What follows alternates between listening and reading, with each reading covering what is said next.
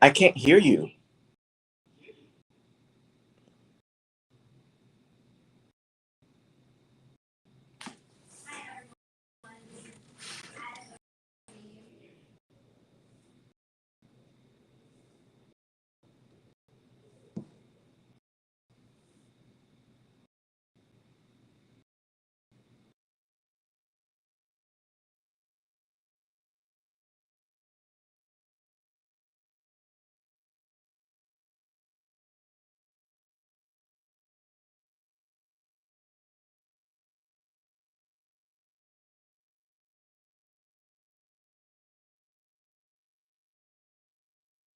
We're just working some things out. So we're doing a live across several different. We should be live on Instagram. We should be live on Facebook, YouTube. So ahead and say hi. Especially in this real estate market from last year, we've gotten tons of questions.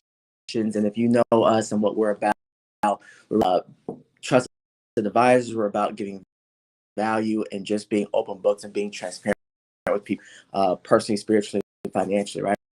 And so this Q&A specifically for whatever questions you guys have had, whatever questions you think you're going to have, or whatever question, feel free to shoot them off, right? It doesn't matter if it's about your current deals, current strategies, ideas, things you want to move into, things you want to do, but you're just not sure where to start. Even if whether you're a brand new agent or you've been in the business 10 plus 20 years, to invest in, whatever it is, this is what we're about, what we're going to do. And so value. And so we're going to start answering some questions and start posting your questions, start sending your questions in. I'm going to go ahead and share this on some of my stuff. So give me a second.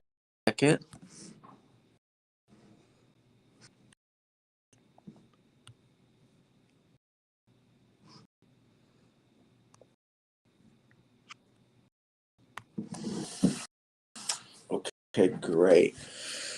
So Vanessa, what's our first question, or what are we doing next? No, I cannot. I'm not hearing anything.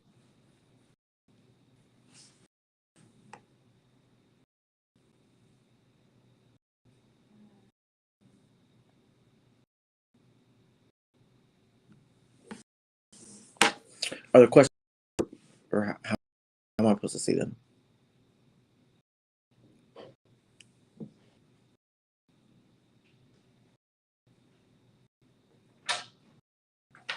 I just learned some good tips to help me generate leads. Okay, so we have a question. I just got my license. What are some good tips to help me generate? Now, most of you know that when you do real estate school and you go through all most of that information is to keep your butt out of jail, out of court. It is not information to help you actually make money. It's not really majority of it business.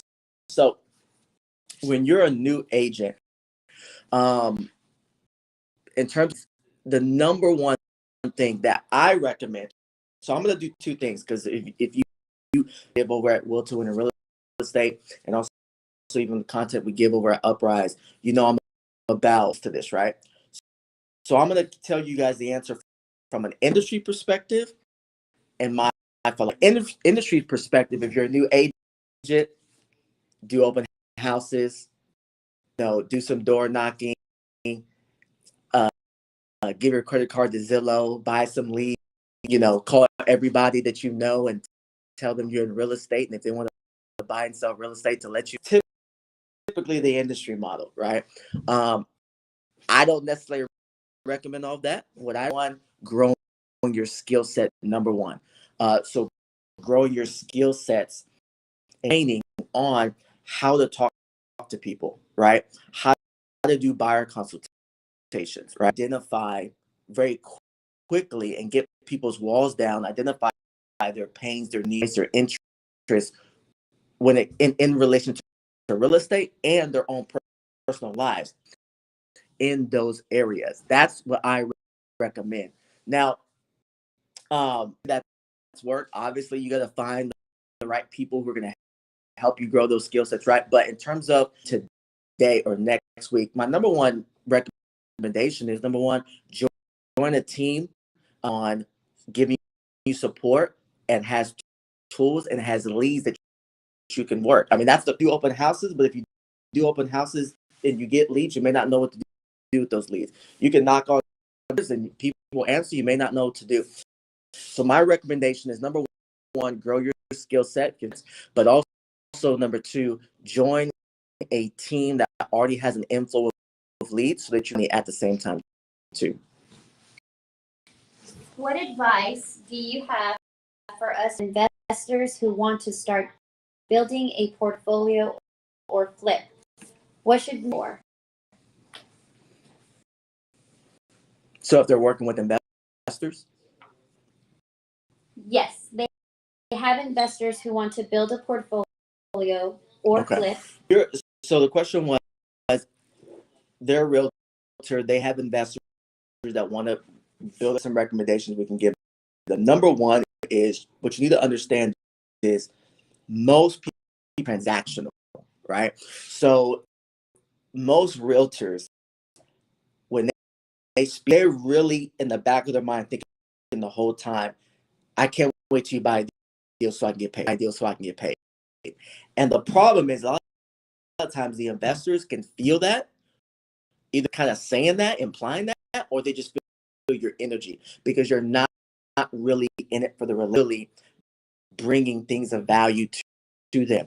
If as a realtor you think your value proposition, or the biggest thing you can give value to an investor is just, you're gonna struggle working with investors. So my recommend ways to give investors value, right? And number one, know what to give them that's valuable. If you don't even take the time to figure out what's valuable to the one investor, may not be valuable to another investor. What's a deal for one investor, another investor? So when you're a realtor, what I recommend is, and again, I recommend is, focus on finding out what the vision is for that investor. What next year, 2 years, 3 years? If you notice, we're transitioning from being relationship focused. So what's their vision? What are their goals? What do they want to accomplish over the next? Okay, then let's look at, what is their experience? Where have they invested? In what kind of assets have they invested in? And then, because someone bought a rental property in Indiana doesn't mean that they know how to exit it, or they know how to evaluate it, or they know how to run the numbers the same way. It's just because someone flipped a single family home doesn't mean that they know when it comes to buying a multifamily property, right? So get context. What is their experience? And go, oh, what have you bought before? Oh, I did a flip before. Okay, great, your experience. No, go deeper, right? In addition to that, talk about capital. How are they planning to buy? Buying them cash? Are they buying them with a hard money loan, conventional loan? Are they using stocks, credit? What are they doing? And guys, make sure you realize this. When you're asking these, notice something. They're going to notice that you're different than most realtors. And that's what you don't want investors to think you're an expensive door opener. You don't want investors to, there's no difference between you and the four other realtors they met at the last networking event. Wow, she's different. Wow, he's different. They seem to actually care. They're asking me. 3 realtors I spoke to didn't ask. They just want to hurry up and send me some properties. So we talked about vision and goals. We talked experience. We talked about capital. And then this is a big one that is not talked enough about, our risk tolerance. Talk to them about what is the type of risk that they're willing to take. So just because someone wants to buy a flip property doesn't mean that they want to have a rehab. Just because someone wants to buy a multifamily property, there's some that want to have it more turnkey, have it all rented out, right? What does that mean? Lower overall. Other people may want to buy it vacant, so they can do a value add, and they can kind of build more, get more sweat equity into the deal. Well, those are two different types of risk, locally, out of town, whether they've done it before, haven't done it before. So having that conversation between what you want to do and how much risk are you willing to take will save you, and they will appreciate it because they know you're taking a genuine interest in them and help their long-term goals. Next question.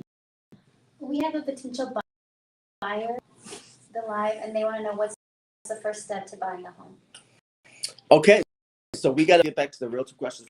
First of all, thank you. So, do we know their name? Because I can't see it.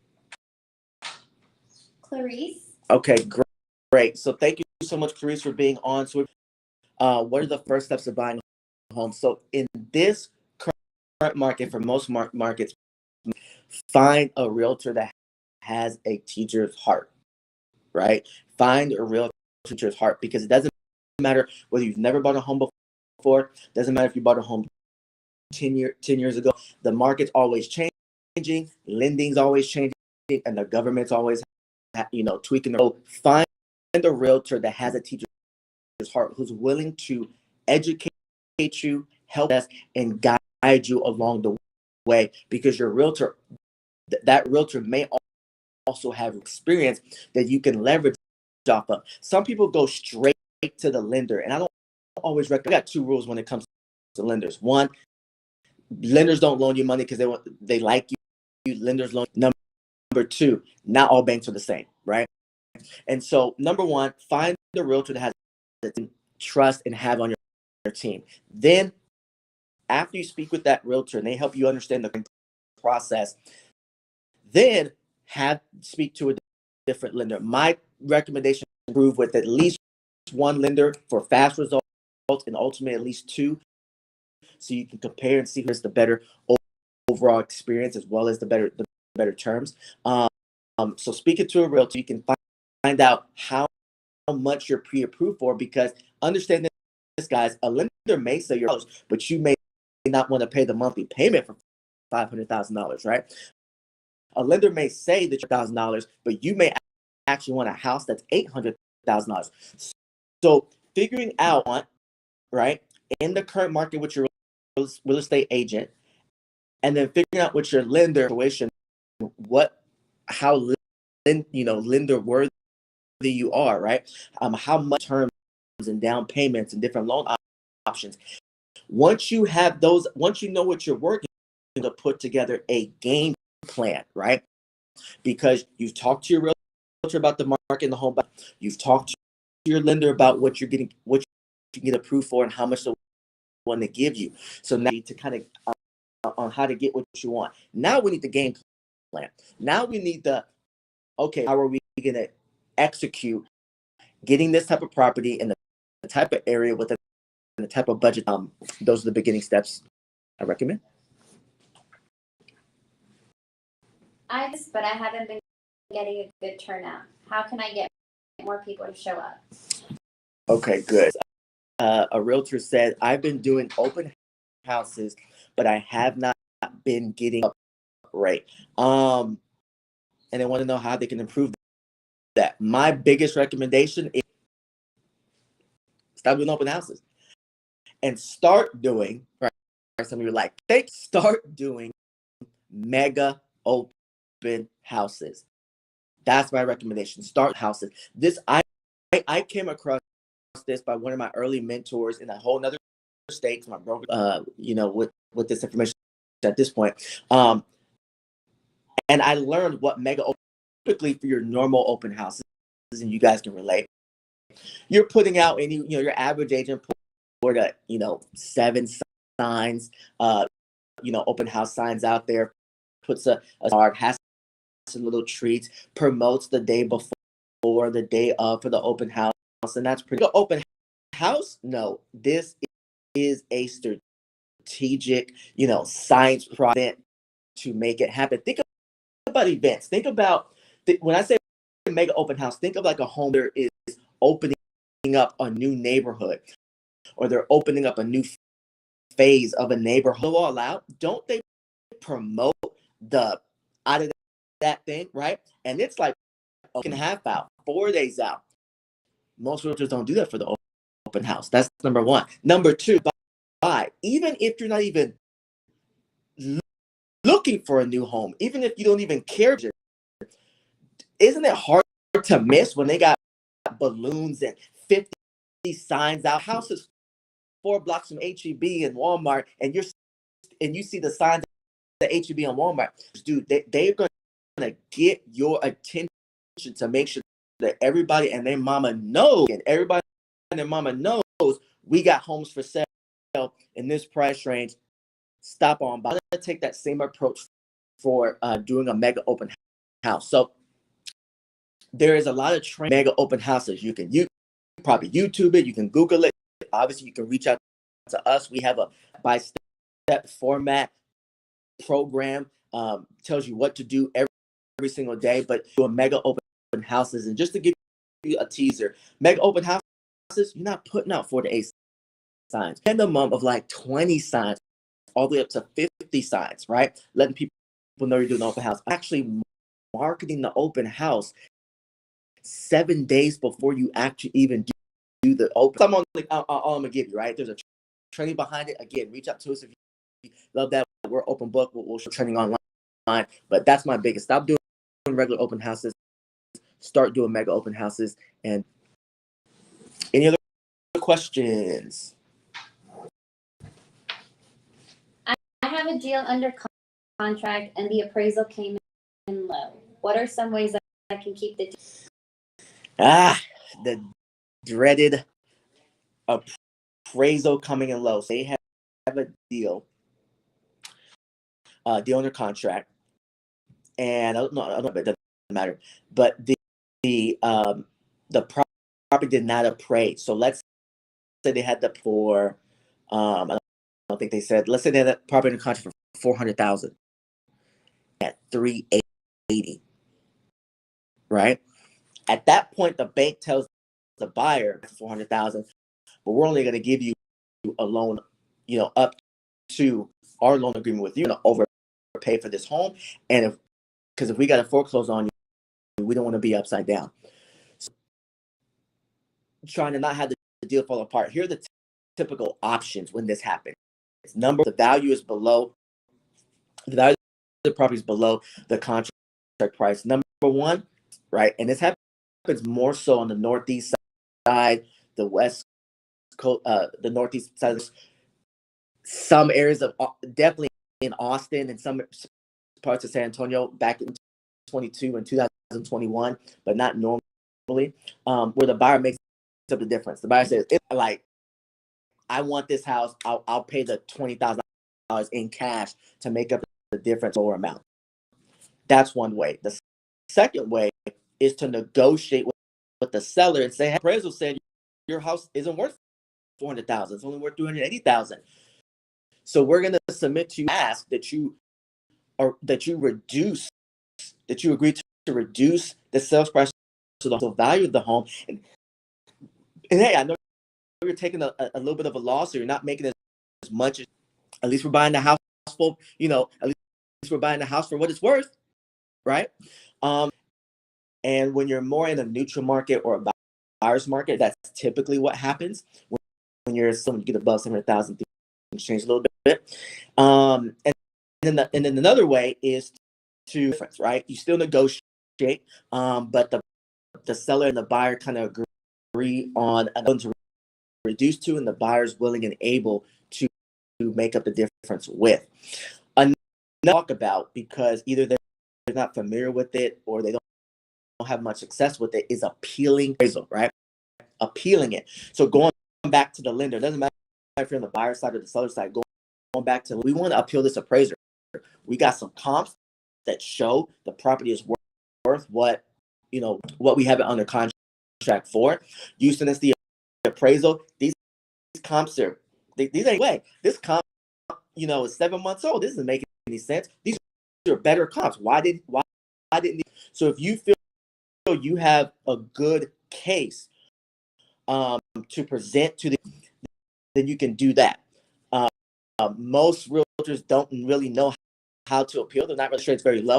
Obviously we do. So if you need any help with that, if you think appealing would help you save the deal, reach out to us. We'll share that information with you. The gist of it.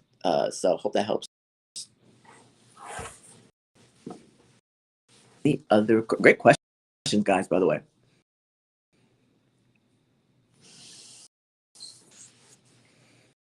In this current market, do you recommend calling expired listings? Great question. Great question. A realtor just asked, in this current calling expired listings or for sale by own.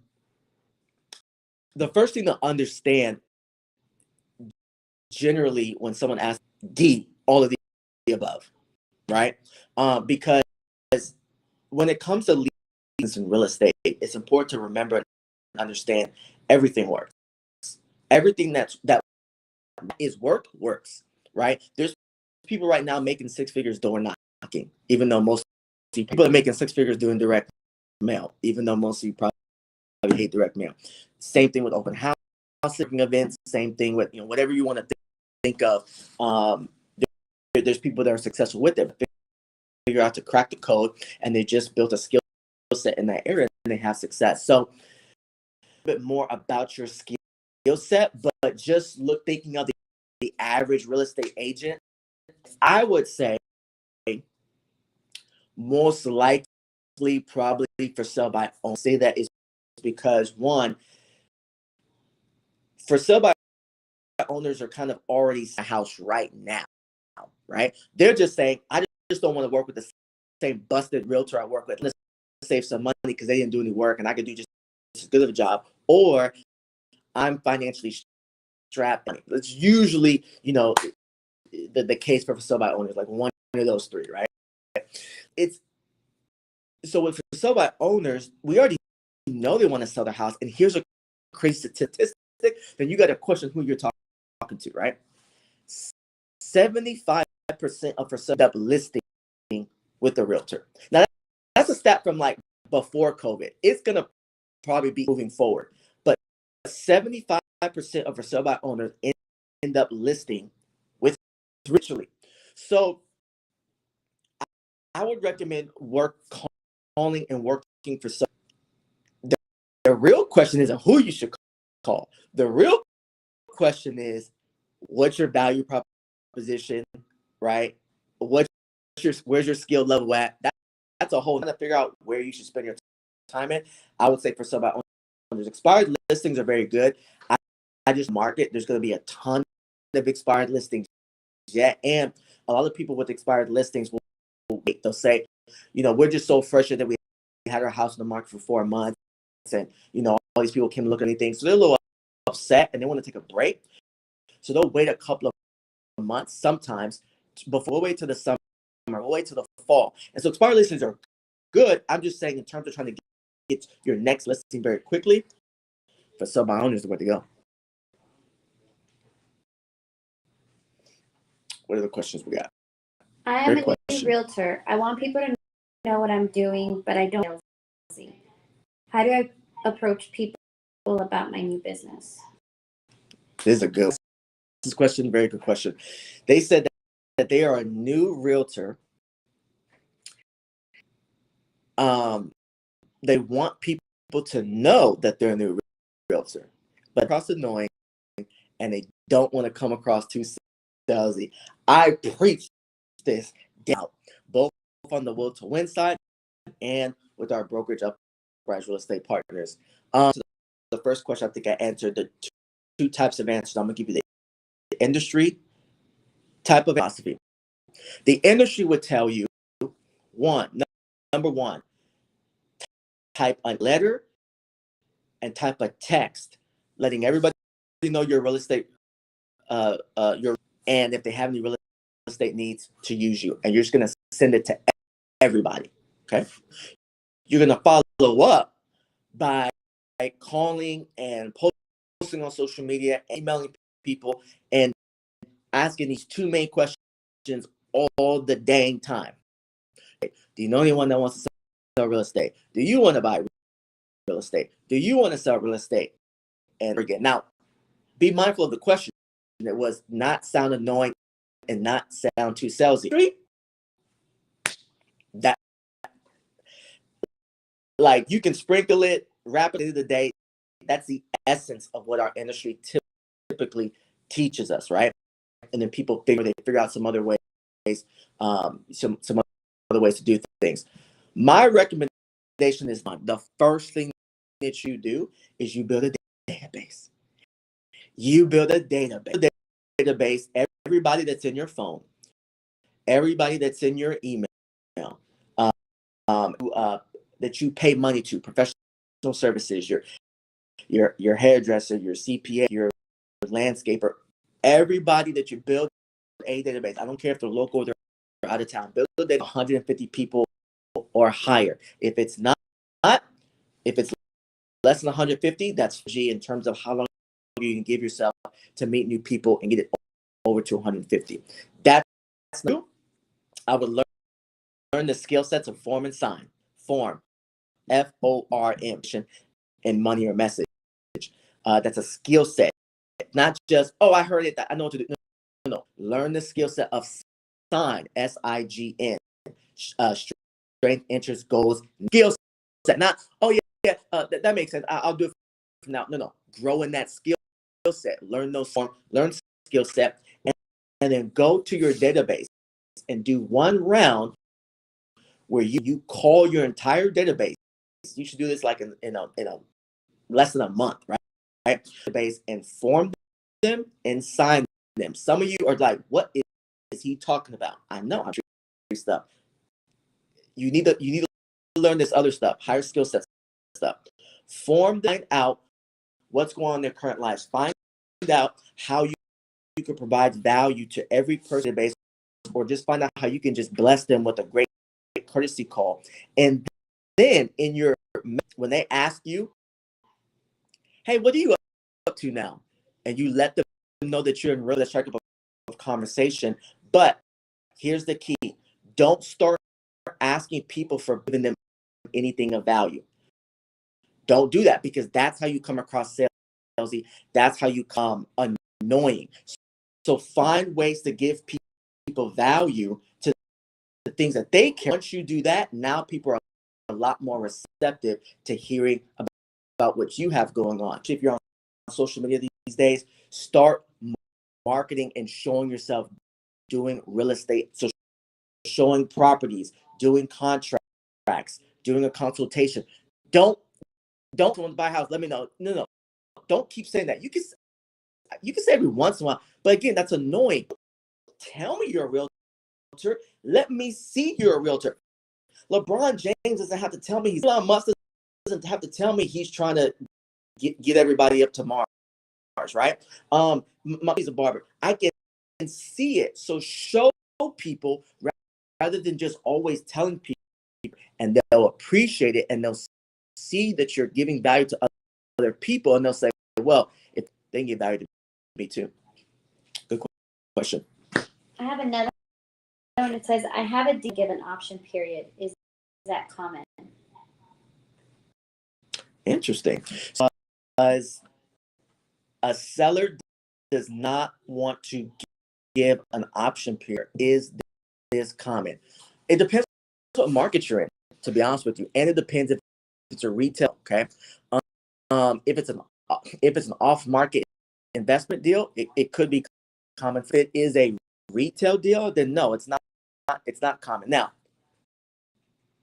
with the second half of 2021 and the first half of 2022, especially in Austin, and Miami, and Florida, and some areas in the Northeast, yes, that was happening where people were having to overbid 20%, 30% over asking price and doing it with no option. Now, no, right? Because we have skill sets, we know how to negotiate. But the truth is, most realtors don't know how to get paid, right?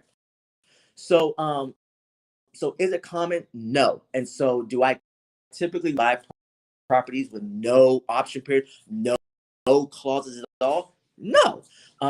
That wants to do that, and like they love the property so much, they're willing to consider it as a realtor to make sure they understand all the pros and all the cons, right? You do not want to go, oh, they said they want to do it, so let's do it. No, it's your job as make sure your client understands the risk, and you better get them to sign something else that says, hey, just making sure I agreed to the seller to not do it.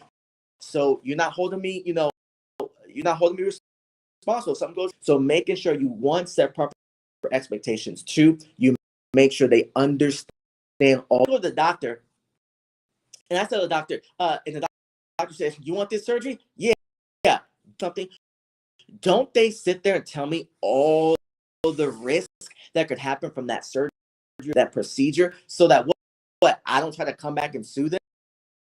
So do the same thing when you're doing something that's very risky, and they don't want to walk away. Make sure they have proper expectations, and then just make sure you're protected with getting them to sign something. Great question. What else we got? Do you feel about the form and the sign that you mentioned earlier? So do I teach people about the form and the sign? Yes. So if you're a realtor in our brokerage, that's like our fundamental. If you are not, if you're with a different brokerage, it's all good. You definitely want to check us out at the website. Doesn't matter if you check us out. Go to our website. But you can find us all over social media.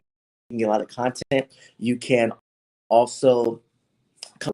We did an event last month. We're doing another event this coming Tuesday that I'm about to talk. We'll have any more about. So the short answer to the question is yes. The crazy thing is it's not a real estate principle. So I don't teach people just how to buy and sell houses. We teach people how to be successful in business, like, period. One of my early mentors told us that the marketplace pays for value. And one of the quick value in the marketplace is to increase your skill set. And the crazy thing about form and sign is I've used T-Field, I've used form and sign in investments, in real estate, in my life, and it has always helped me create success. And so but to answer your question, yes, through the Will to Win, we have coaching where you can get training on which as an agent. In your normal training, you get that access to as well. So guys, a lunch meeting soon. So thank you guys so much for all your questions. But let me tell you about an event coming Tuesday. Next Tuesday at 10:30, we are doing an event about how to make six figures from your database. Now, some of you guys know that's why we're doing the event. Some of you guys ain't even making 50,000, 20. So we got to help you create a database. Okay, I can't tell you guys how many times I talk, and I'm like, okay, how many houses did you sell last year? And they tell me a number, and I go, okay, well, how many homes? A lot of people don't want to answer that, right? No. How much did you want? What was your goal? And then I'll ask them, what do you think the difference? Like, why do you think you weren't able to reach your goal? And then they'll give me, and I'll ask, and I'll say, well, let's do a checklist of things, okay? Do you have a database? Like 70% of the time, it's like, Not really. Okay, did your brokerage team talk about having a database? Yeah. So everybody's just making it happen? Okay, yeah. Now it makes sense, right? Guys, real estate, my brokerage as well. When I first got in, I got into real estate. When I was getting in, people were getting out. People thought the world was ending, right? So when I was with my early brokerages, talked about the importance of working your business like a business, working your business like a business, get a database. But in terms of like actually helping and actually giving some accountability to making sure that database 3 months from now I have a database, that was lacking. And so I had to go out and seek mentors in the industry from all over the United States. And it wasn't until I got a mentor that the 1% was making crazy amounts of money. And when I saw the things that he was other people in the top 1%, I was like, hold up, this is way different than 98 in face to face in real life, and social media, all of that. And so that's not real different than 99 or 98%. And one of the biggest fundamental things that they understand the value of having and creating a wealthy database. Because guys, don't all the successful understand the importance of databases? Isn't Amazon always trying to capture your information, right? When you go to stores, don't they try to get you locked on, you get rewards, all that? What they're trying to capture information to get you in your database. Guys, right now on the live, and I'm gonna go home tonight on my computer, be looking at ESPN, and then diaper ads are gonna be popping. They tracking me. I'm in some, and so when you're too dependent on external lead source like Zillow leads, when you're too dependent upon for sale by owners, when you're too dependent on, what do you do when the market shifts? What do you do? What do you do when Zillow? What do you do when that lead source, the leads aren't coming in as much as they used to? Sub owners used to be great, but now there's not that many for sub owners. There's not that many expired listings. A database and doing it in the right way to where it can lead you to allows you to make the money you want to make in any kind of market. And so that next week on Tuesday, I'm gonna tell you right now, if you want to still be a part of the 98% of realtors, if you're already making multiple six-figures from your database, you may not want to show up. Six figures yet from your database. If you don't even have a database yet, or if you consistency to your income, you're tired of having these highs and lows with your income, you want to check us out. You want to come visit us and get the information. 10:30. There may be a link somewhere on here, but if you need to know where to win in real estate, and you can find, the link to register. Go ahead. The registration is on the link first. Perfect. So if you go to the Will to Win in Real Estate on various social media platforms, there should be a link tree, and you can find the link in there, guys. What was the biggest influencer to me making figures every single year and not making less money moving forward, no matter what the market? It's this training. So awesome. Anything else? Okay, it's on the link tree. It's called the Six Figure Database. So make sure you guys register. Looking forward to seeing you guys there. Facebook has the link as well. Oh yeah, I said yeah. Okay, great. All right, guys, I gotta run. I'm helpful. We'll do this every once in a while because I know what it's like to be on an island. Your boy will be where you're wondering if anyone cares about your goals and what you're trying to accomplish in real estate. I know what it's like to look around and be like, man, I don't really have anyone I can ask to help the idea I have, or to learn those skill sets, or to learn that strategy do to grow my business, or just what are the things I need to do to reach the goals that I have. So I hope we'll talk to you soon. Keep following us at Uprise Real Estate Partners, Will to Win. And guys, thanks.